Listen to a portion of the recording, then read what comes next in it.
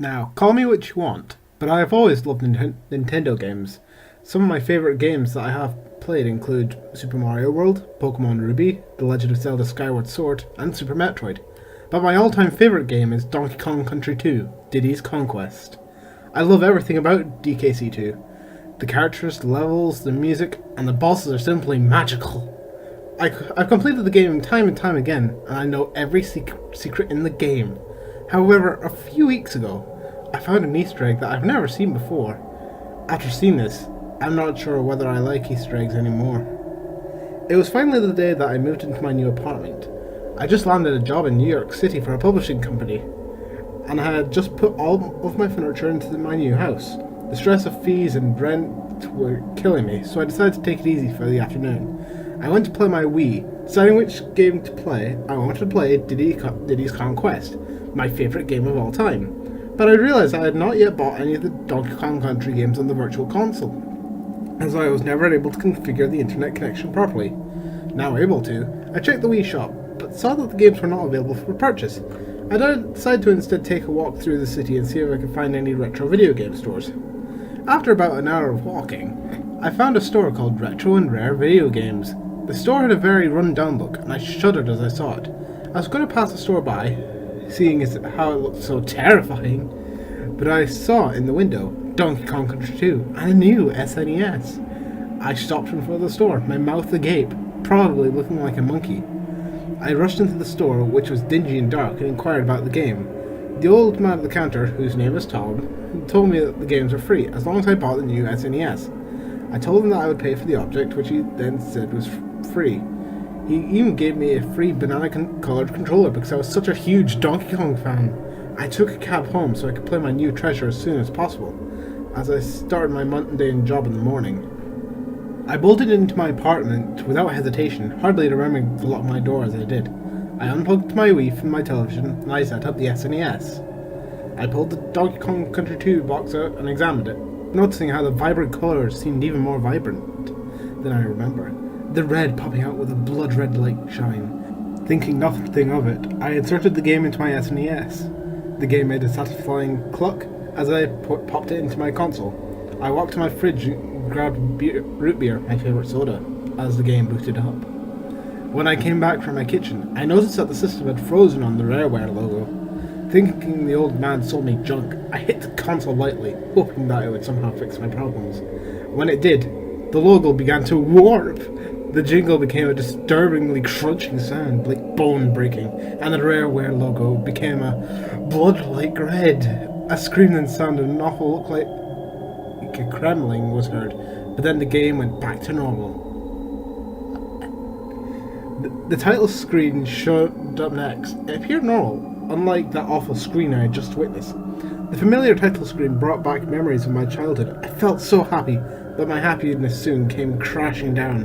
The title warped into another frightening image for a few seconds. The letters were blood red, reading Donkey Kong Country 2, Diddy's Kreepy Quest. Diddy appeared frightened, running away from a figure in the background.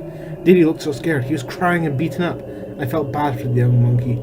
The figure upon closer examination was Donkey Kong, one of my favourite video game characters. DK looked a little funny though. DK's familiar tie was replaced with a noose made out of barbed wire, as if he was hanged by some kremlings, and his brown fur was stained with hyper-realistic blood. He held a severed arm of a kremling, but his most terrifying feature was his eyes. They were solid black, save for red pupils. He was crying tears of blood, but his blood-soaked mouth made him look terrifying. Suddenly, without warning or my input, the game started. I heard a crashing sound from the game, and the game started. I was playing as Diddy, my number one favourite video game character, just like usual. I was on a level I did not recognise, which was funky because I knew every level in the game like the back of my hand. I moved to the right expecting something to pop out and defeat me, but nothing happened. I travelled through the factory seeing dead kremlings everywhere. When I say dead, I don't mean like defeated ones, like when you jump on their heads. I mean dead. They were brutally murdered by something big, with many of their limbs removed, skulls crushed, or intestines wrapped around their neck. The blood was very realistic looking, as if actual animals were murdered. Diddy began crying tears of blood as he saw the horrific scene, which is probably a lot for such a young character to handle.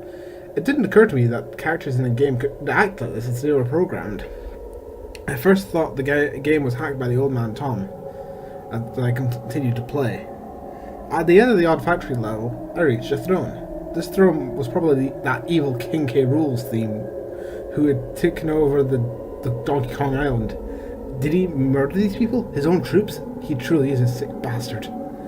I made Diddy walk over to the throne, which had a broken crown on it. I touched it, figuring it would end the level, and it did. The next level was even more disturbing. The level was a cave. I don't remember any cave levels like this. The cave had crude drawings in the background that looked like they were made in blood. Pictures of a gorilla-looking beast were in the background, destroying the crocodile-like figures. I figured that these were paintings done by the Kremlings who thought Donkey Kong was evil. Boy, was I wrong. The level continued on. Skulls of Kremlings and those weird rat guys were everywhere on the level, along with some bits of flesh and brain. These horrific trails continued on forever as the level hadn't even ended, even though I'd been running for nearly an hour. Diddy was sobbing and wailing at this point, obviously disturbed at this point. The horrible and hyper-realistic blood was everywhere. Suddenly I heard a scream from the game. I could no longer control it at this point, as if it were a giant cutscene. King K. Rool stumbled onto the screen with a black eye, a missing hand and broken leg. He looked horrified and scared out of his mind, begging for Diddy's help. Diddy shrieked and ran over to the other side of the screen and hid behind a rock. Diddy watched in horror as an evil-looking Donkey Kong appeared, with barbed wire around his neck, blood in his fur, and a machete in his hand. DK grabbed the pitiful Kremling by his tail, smiling with his stained and bloody tail as he cut off the poor Kremling crocodile's good leg. The character let out a horrific shriek, wailing for the pain to end. That's funny, I thought. Video game characters in this game can't speak. DK began brutally beating the crocodile with a rock he found nearby. He broke his limbs that he didn't cut off, smirking as he did. He stopped beating Kreepy a minute later with a horrible smile. He lifted up the leg he had cut off and began eating it right in front of Cruel. "I thought you monkeys only ate bananas," he cried out like a simpering fool. "This is the only way to keep invaders off my island. I am the ruler of Congo Bongo Island," DK said in return, turning his attention back to Cruel. He grabbed the lizard by his throat and picked him up, grabbing his head with his other hand. Diddy looked horrified. DK ripped the head off the crocodile, grabbing a nearby pike. He stuck the severed head on the stick, screamed with fury, and ran out of the cave. I was able to control Diddy again, and so I followed the ape out of the cave. The level ended. The last level I had played was the Kremling ship. I followed a trail of horrified Kremlings who begged Diddy for mercy. I was confused, as I hadn't remembered this from my past experiences. I continued on the helm of the ship and saw Donkey Kong. He was toting the stick with a head around and proclaiming himself the sole ruler of the island.